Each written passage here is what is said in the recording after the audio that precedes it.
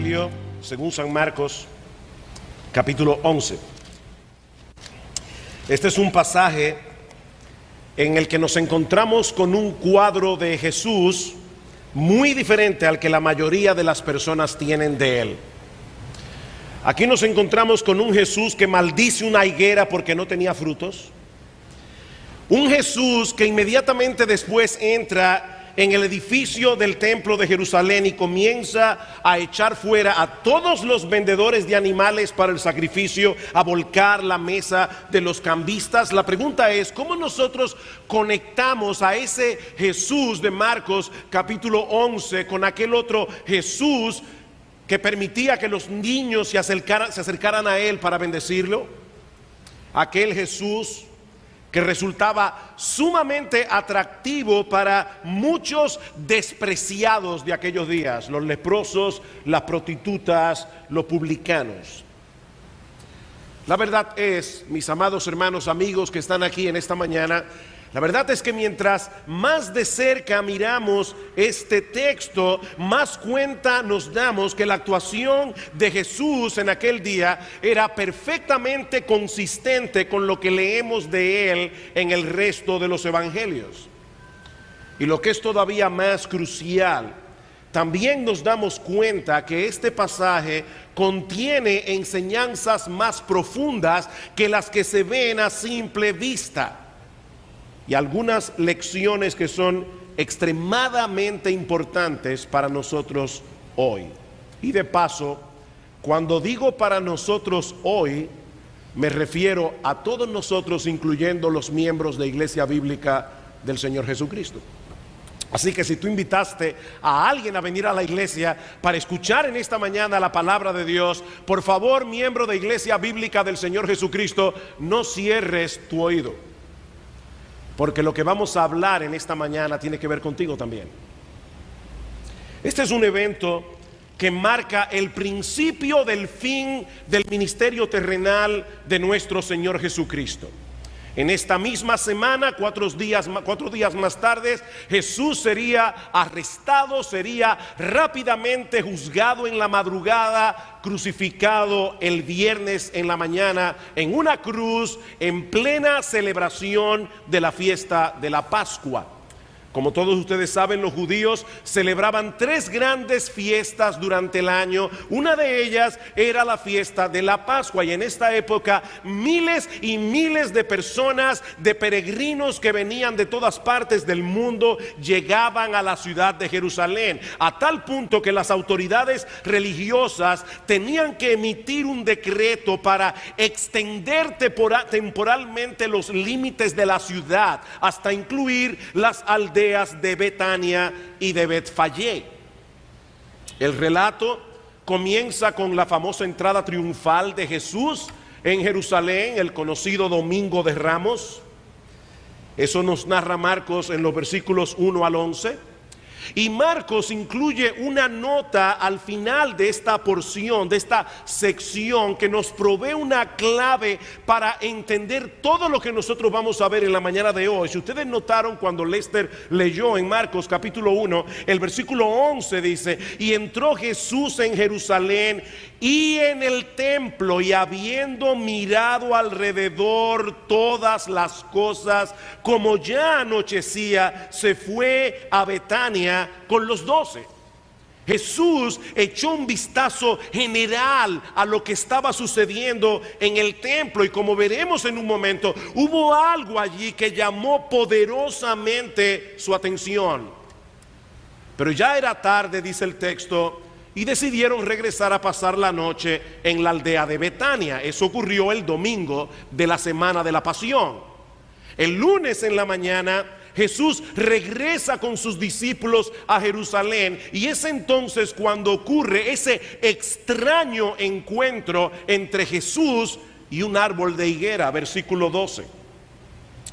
Al día siguiente, cuando salieron de Betania, tuvo hambre.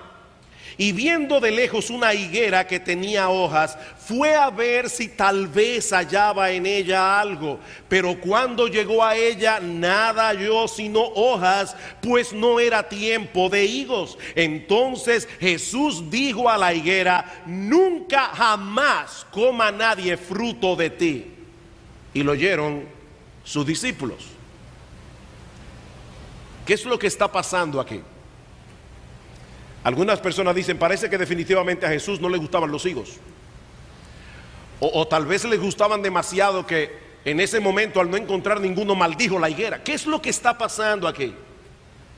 Bueno, los árboles de higuera eran muy apreciados en la nación de Israel y muy comunes. Sus higos más grandes y maduros se recogen entre agosto y octubre. Si estuvieron atentos a mi introducción, recordarán que nosotros estamos hablando aquí de la época de la Pascua, cuando ocurría la Pascua en Israel, normalmente en el mes de Nisan de los judíos, que coincide en la mayoría de los casos con el mes de abril. Así que todavía no era tiempo de higos, como Marcos aclara en el versículo 13. Sin embargo, las matas de higuera tienen la particularidad de que para finales de marzo, cuando comienza la época de la primavera y comienzan a aparecer las hojas, aparecen junto con las hojas unas brevas comestibles que nacen de los brotes del año anterior y que los árabes llaman taksh. Cuando una higuera tenía muchas hojas, pero no se encontraba en ella ninguna de esas brevas o taksh, era indicativo de que esa higuera seguramente iba a ser estéril durante la estación de higos de ese año. Y eso fue precisamente lo que ocurrió aquí. Jesús y los discípulos salieron de Betania, probablemente el lunes temprano en la mañana, no habían desayunado, y ven en la distancia esta mata de higuera llena de hojas, lo que les hace pensar que seguramente encontrarán en ella algunas brevas para comer. Pero al llegar a la higuera se dan cuenta que era puro follaje sin frutos. En otras palabras, este árbol prometía mucho, pero en realidad no tenía nada que ofrecer. La fachada se veía muy bien, pero era completamente estéril. Y en ese momento el Señor Jesucristo decide convertir este árbol de higuera en un objeto de enseñanza para sus discípulos, que seguramente estaban bien familiarizados con el simbolismo de la higuera en las escrituras del Nuevo Testamento. Si nosotros leemos con atención el Antiguo Testamento, veremos que la higuera es usada allí como una figura de la relación de Dios con su pueblo. Por ejemplo, en el capítulo 8 del libro de Deuteronomio, Dios está describiendo al pueblo de Israel que va por el desierto camino a la tierra prometida, esa tierra que ellos habrían de heredar. Y una de las cosas que Dios les dice en el versículo 7 es que la tierra de Canaán era tierra de arroyos, tierra de fuentes y de manantiales, tierra de trigo, de cebada, de vides, de higueras y de granados. De higueras y de granados. Los judíos asociaban la higuera con la bendición de Dios, pero de la misma manera ellos asociaban una higuera sin fruto con el juicio divino. Hablando, por ejemplo, del castigo que vendría sobre la nación de Israel por causa de sus pecados, Dios les dice en Jeremías capítulo 8 versículo 13 que sus vides quedarían sin uvas y sus higueras sin hojas y sin frutos. Eso es una figura del juicio de Dios, una figura que el mismo Señor Jesucristo usó en Lucas capítulo 13. Si son tan amables, por favor, Lucas capítulo 13, vamos a leer a partir del versículo 6. Dijo también esta parábola, hablando de la nación de Israel: tenía un hombre una higuera plantada en su viña, y vino a buscar fruto en ella y no la halló. Noten la similitud entre esta parábola y lo que le ocurrió a Cristo aquel lunes después de la entrada triunfal. Y dijo al viñador: he aquí, hace 3 años que vengo a buscar fruto en esta higuera. ¿Cuánto tiempo duró el ministerio de nuestro Señor Jesucristo en Israel? 3 años. Dice, vengo a buscar por 3 años fruto en esta higuera y no lo hallo. Córtala. ¿Para qué inutiliza también la tierra? Él entonces respondiendo le dijo, Señor, déjala todavía este año hasta que yo cabe alrededor de ella y la abone. Y si diere fruto, bien. Si no, la cortarás después. La cortarás después. Los judíos creían estar bien con Dios, porque todavía ellos llevaban a cabo fielmente sus rituales religiosos en el templo de Jerusalén. Ellos todavía celebraban todas esas fiestas religiosas como la Pascua que se establecieron en el Antiguo Testamento. Pero toda esa religiosidad del pueblo de Israel era como esta higuera que tenía muchas hojas pero no daba ningún fruto. Si ellos hubieran leído con fe el mensaje de sus propios profetas, se habrían dado cuenta que el juicio de Dios estaba a punto de caer sobre ellos como nación. Pero lamentablemente no lo vieron venir hasta que fue demasiado tarde. En esa misma semana, no lo olviden, el pueblo de Israel sellaría su rebelión contra Dios crucificando a su Mesías, y unos años más tarde iban a sufrir uno de los castigos más severos que sufrió la nación de Israel en toda su historia. De manera que la maldición de la higuera estéril no era más que una especie de parábola profética del juicio de Dios que habría de caer sobre el sistema religioso de Israel. Dice en el versículo 20 de Marcos capítulo 11 que al día siguiente, cuando los discípulos pasaron por allí, se dieron cuenta que la higuera que Jesús había maldito se secó completamente. Dice, pasando por la mañana, vieron que la higuera se había secado desde las raíces. Algo estaba a punto de ocurrir con la nación de Israel. Y la purificación del templo que ocurrió inmediatamente después nos explica la razón de este juicio. Para nosotros en el día de hoy es difícil entender lo que significaba el templo para un judío. Pero en aquellos días, en los días del Señor, el templo de Jerusalén era el eje alrededor del cual giraba toda la vida nacional del pueblo. Este edificio simbolizaba la presencia de Dios en medio de ellos y era lo que le daba a los israelitas un sentido de pertenencia, un sentido de identidad. Ahora, por encima de todo eso, el templo era el lugar donde los judíos llevaban a cabo aquellos sacrificios instituidos por Dios en la ley de Moisés. Nuestro Dios es un Dios bueno, nuestro Dios es un Dios de amor, pero nuestro Dios es un Dios justo que no puede pasar por alto el pecado del hombre.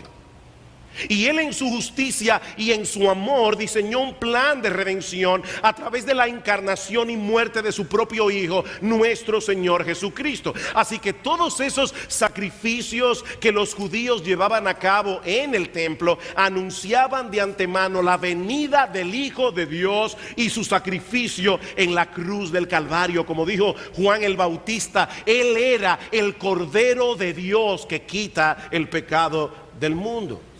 De manera que la existencia misma del templo era un recordatorio de que nosotros no podemos acercarnos a Dios a menos que alguien pague por nosotros las cuentas que tenemos pendientes con su justicia perfecta por causa de todos nuestros pecados. Esa era la idea que el templo debía transmitir a los judíos. Pero lamentablemente, los mismos líderes religiosos de Israel que estaban supuestos a recordar estas verdades fundamentales al pueblo, terminaron profanando y corrompiendo este lugar de adoración y de reconciliación. Y yo les pido que hagan un esfuerzo de imaginación en esta mañana para que ustedes puedan ver lo que Jesús probablemente vio en el templo aquel día. Todo el patio exterior del edificio del templo de Jerusalén era conocido como el atrio de los gentiles, el patio de los gentiles, porque era el único lugar permitido para aquellos que no eran judíos. Y allí se habían colocado un montón de puestos de venta de animales para el sacrificio. De más está decir que la mayoría de esos puestos eran propiedad de los sacerdotes. Y aquellos puestos que no eran de los sacerdotes tenían que pagarles un impuesto. Todo eso, además de que los animales que se vendían en el templo, por supuesto, eran más caros que los que se vendían en cualquier otro lugar. Y si alguien decidía traer su propio animal para el sacrificio, estaba corriendo el riesgo de que no pasara la inspección oficial de los sacerdotes. Así que el oferente, que ya había comprado su animal en otro lado, probablemente como quiera tenía que comprar el animal de nuevo en el templo de Jerusalén. Pero el asunto no terminaba ahí.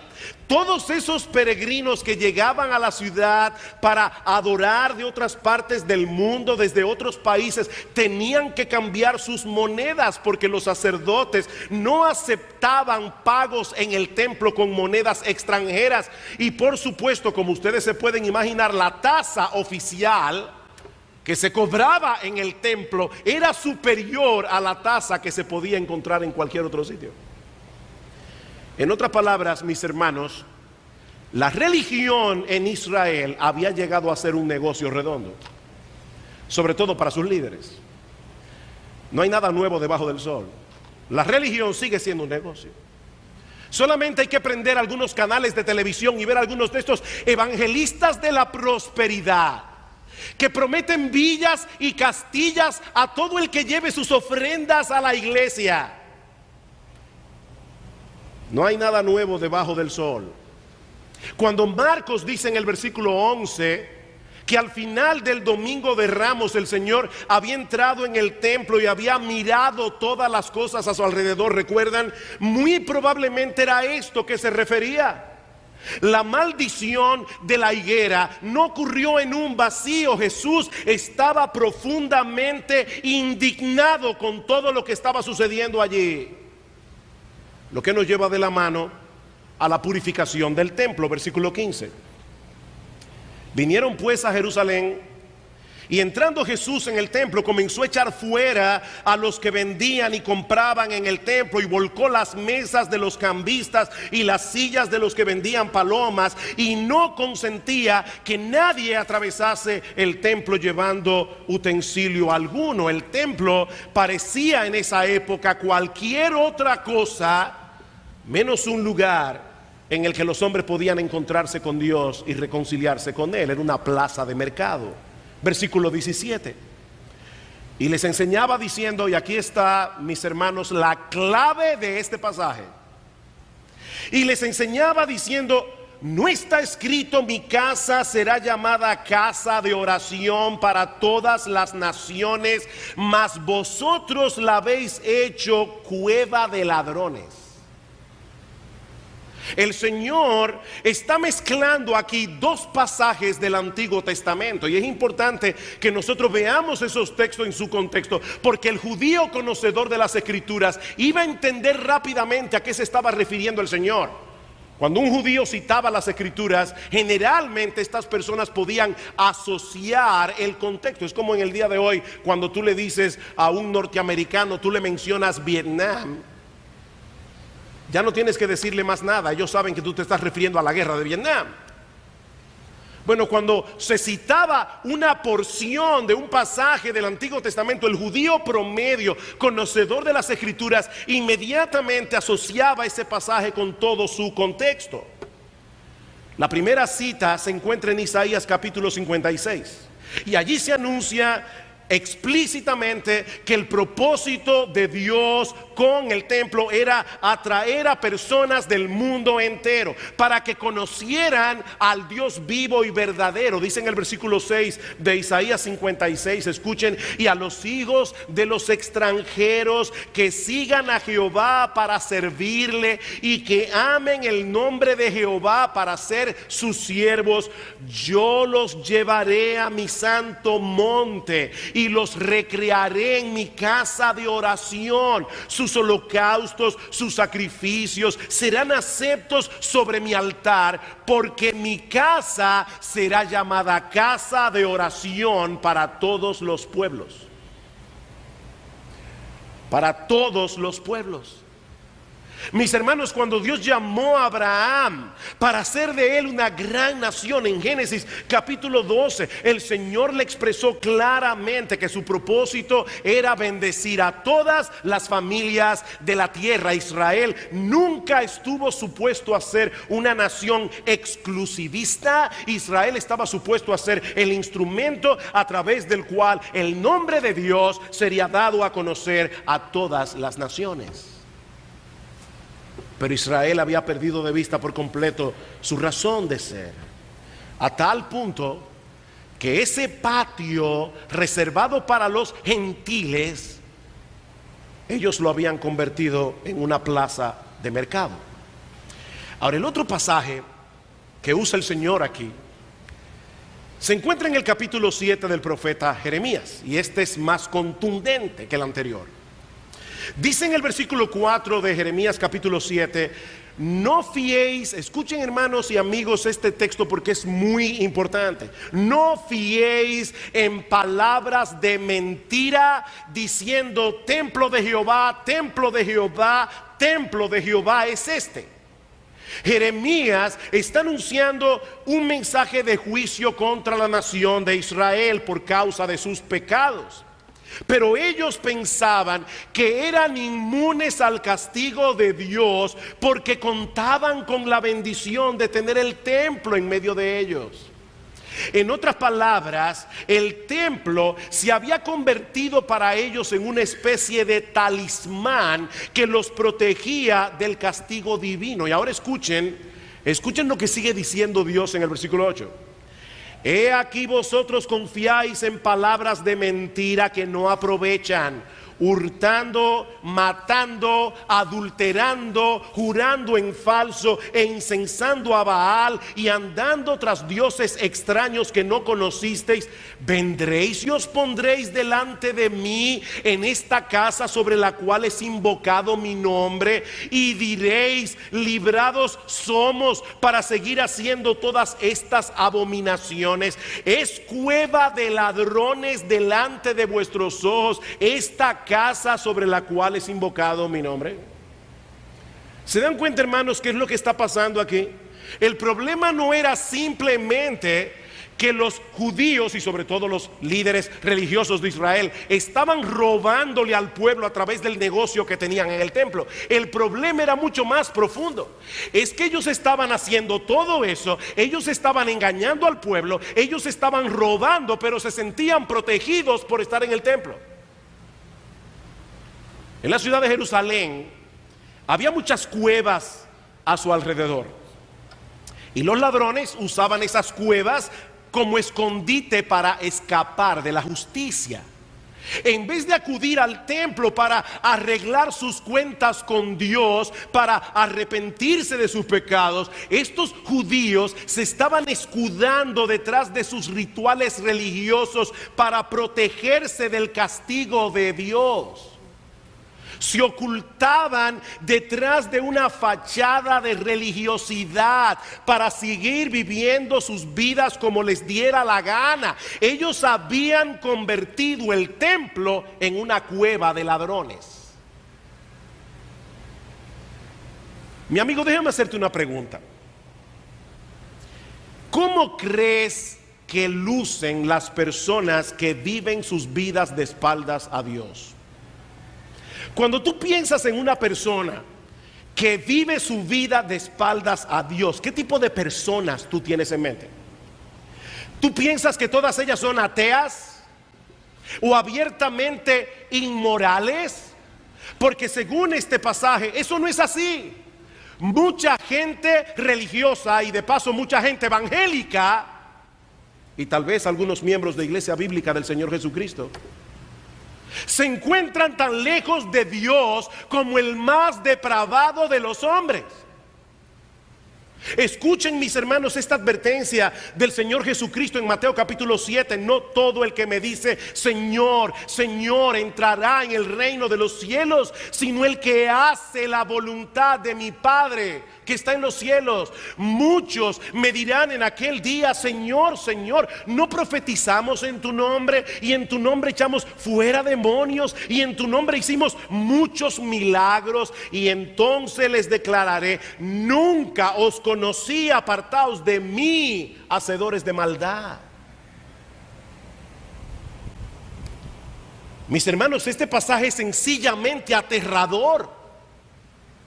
El Señor está diciendo aquí que en el día del juicio muchos llegarán engañados creyendo que son lo que no son. Por eso yo he titulado este mensaje: la maldición de una religión sin fruto. Muchos llegarán en aquel día creyendo que son lo que no son. Personas que tienen un follaje hermoso como la higuera que Jesús maldijo. Muchas hojas, pero ningún fruto. Hablando en lenguaje contemporáneo, lo que estamos contemplando aquí es una persona que profesa ser cristiana, una persona que tal vez visita regularmente una iglesia, lee su Biblia regularmente, ora antes de la comida, tiene un lenguaje muy piadoso, pero no vemos en su vida los frutos de la verdadera fe y del verdadero arrepentimiento. Muchas hojas, ningún fruto. De lejos se ve muy bien, pero no pasará la inspección de Jesús en aquel día. Mi amigo, la Biblia enseña que la salvación es por gracia. La salvación es un regalo de Dios. La salvación es únicamente por medio de la fe, no es por obras para que nadie se gloríe, dice en Efesios capítulo 2 versículos 8 al 9. La salvación es un regalo de Dios que se recibe únicamente descansando en Cristo y en su obra redentora. Pero mi amigo, todo aquel que realmente cree y realmente se arrepiente, manifiesta a través de sus frutos la realidad de su fe y de su arrepentimiento. Es una persona que tiene interés en obedecer a Cristo, no perfectamente, pero sí genuinamente. Es una persona que toma en serio su palabra. Mis hermanos, creer en Cristo es creer en Cristo. Creer en Cristo es no creer en ti cuando tú tienes una opinión y Cristo tiene otra. Creer en Cristo es creerle a Él, no creerte a ti, no llevarte de los dictados de tu propio corazón. Ese es el fruto de la verdadera fe. Es una persona que sabe perdonar como fue perdonado. La Biblia enseña claramente que una persona que no sabe perdonar, no importa que tenga 30 años en una iglesia evangélica, va camino al infierno. No conoce la gracia de Dios. Es una persona que lucha contra la tendencia pecaminosa de su corazón, motivado por un deseo de agradar a Dios, motivado por un deseo de glorificar el nombre de Dios. Pero esta clase de personas de la que estamos hablando aquí se esconden detrás de sus actividades religiosas para no tener que lidiar con Dios, con la realidad de su pecado y su necesidad de arrepentimiento. Convierten la iglesia y su religiosidad en una cueva de ladrones. Es duro esto, hermanos, pero eso no lo estoy diciendo yo. Eso lo dijo Jesús.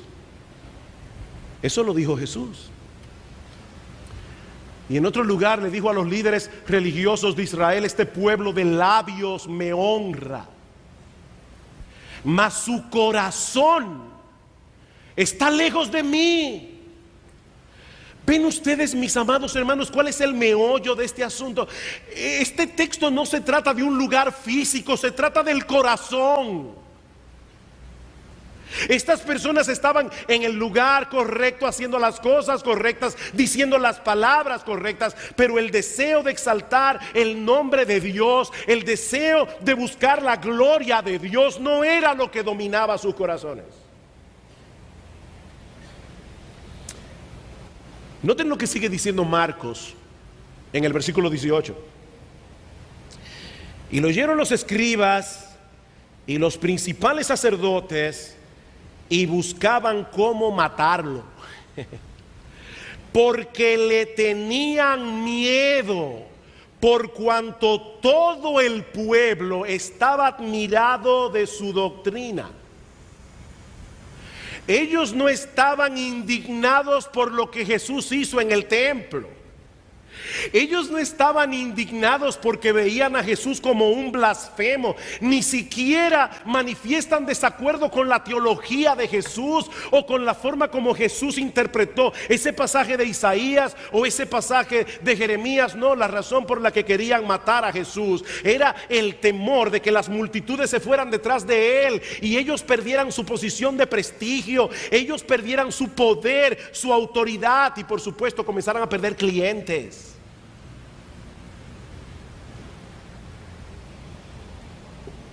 Eso no tenía nada que ver con el honor de Dios, ni con la gloria de Dios, sino con el orgullo y el egoísmo de sus propios corazones. Como dice alguien, estos líderes religiosos llegaron a pensar: si Cristo gana, nosotros perdemos; si Cristo pierde, nosotros ganamos. ¿Saben, mis amigos que están aquí en esta mañana, por qué muchas personas escogen el camino de la religiosidad en vez de seguir a Cristo? Porque la religiosidad les brinda una plataforma para exhibir sus propios méritos, para exhibir sus propios logros. Mientras que seguir a Cristo comienza con el reconocimiento de que no tenemos absolutamente nada bueno en nosotros mismos que podamos presentar delante de Dios. Seguir a Cristo implica reconocer que somos pecadores. Seguir a Cristo implica reconocer que somos impotentes. La religiosidad le da gloria al hombre, el cristianismo le da toda la gloria a Dios en la persona de su Hijo, nuestro Señor Jesucristo. Ahora, no podemos concluir este mensaje sin traer a colación la parte más irónica y al mismo tiempo más extraordinaria de este relato. Como hemos dicho ya, la maldición de la higuera, la purificación del templo ocurrieron el lunes. El Señor fue arrestado el jueves en la noche. Fue juzgado apresuradamente en la madrugada del jueves y del viernes, en la noche del jueves, madrugada del viernes. Y fue crucificado el viernes en la mañana, durante la fiesta de la Pascua. Así que sin darse cuenta, estos líderes religiosos contribuyeron al cumplimiento del plan redentor de Dios a través de la muerte del Cordero de Dios, a través de la muerte de nuestro Señor Jesucristo, simbolizada en todos esos sacrificios que el pueblo de Israel había llevado a cabo durante siglos en el altar del templo. Lo irónico de todo esto es que fue ese sacrificio del Señor en la cruz del Calvario lo que hizo completamente innecesario la existencia del templo. El sacrificio de Cristo en la cruz le puso punto final a todo el sistema sacrificial del Antiguo Testamento. Porque con una sola ofrenda, la ofrenda de su propio cuerpo, el sacrificio de sí mismo, dice en Hebreos capítulo 10 versículo 14, que Cristo hizo perfectos para siempre a los santificados. ¿Saben lo que eso significa, mis amados hermanos? Que con ese único sacrificio de Cristo en la cruz, todos nuestros pecados fueron perdonados, toda nuestra deuda con la justicia de Dios fue completamente cancelada.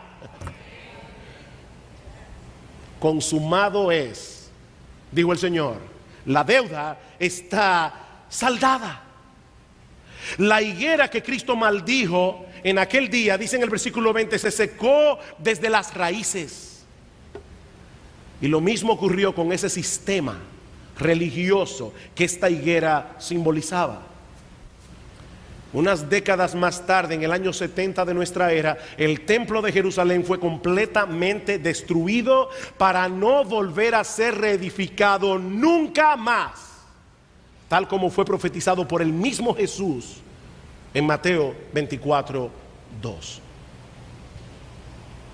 No son rituales en un templo lo que necesitamos para ser salvos, ni ser miembros de una iglesia evangélica.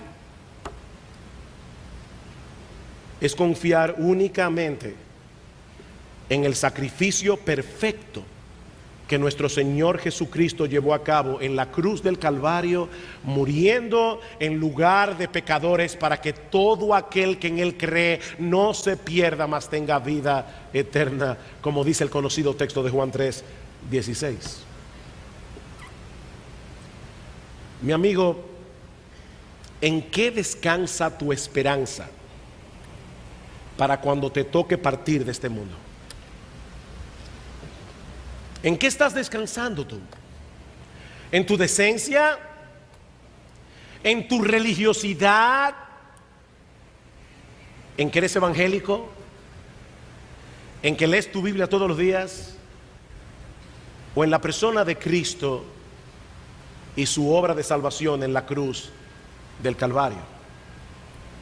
Porque la Biblia dice que en ningún otro hay salvación fuera de Jesús, porque no hay otro nombre bajo el cielo dado a los hombres en el cual podamos ser salvos. Mi amigo, ¿en quién confías tú? ¿Manifiestas en tu vida los frutos de la verdadera fe y del verdadero arrepentimiento? ¿O eres como esa higuera llena de hojas pero completamente estéril? Recuerda, mi amigo, el árbol se conoce por el fruto, no por lo que dice ser, sino por el fruto. Todo aquel que en verdad ha creído en Cristo tiene deseos de obedecer a Cristo. Todo aquel que ha creído en Cristo toma en serio su palabra. Todo aquel que ha creído en Cristo se mantiene en pie de guerra contra la tendencia pecaminosa de su corazón. Todo aquel que ha creído en Cristo ama al pueblo de Dios. Todo aquel que ha creído en Cristo se deleita en adorarle. Todo aquel que ha creído en Cristo es agradecido. Todo aquel que ha creído en Cristo es perdonador. Como yo decía hace un momento, creer en Cristo, y puede que esto no suene muy profundo, pero creer en Cristo es creer en Cristo. Creer en Cristo es creer en Cristo y en nadie más, ni siquiera en ti. Es creer en Cristo. Es descansar únicamente en Él para el perdón de todos tus pecados. Es descansar únicamente en su palabra para la guía y dirección de tu vida. Eso es creer en Cristo. Nadie será salvo por sus frutos. Seremos salvos por la fe, pero la verdadera fe se conoce por los frutos.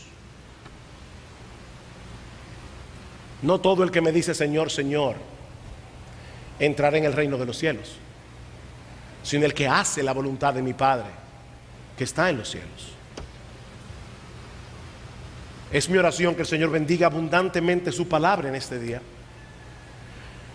de tal manera que cada uno de nosotros pueda evaluarse objetivamente y todos podamos estar seguros de que hemos venido a refugiarnos en la gracia de Dios en Cristo para obtener gratuitamente el perdón de todos nuestros pecados y el don de la vida eterna.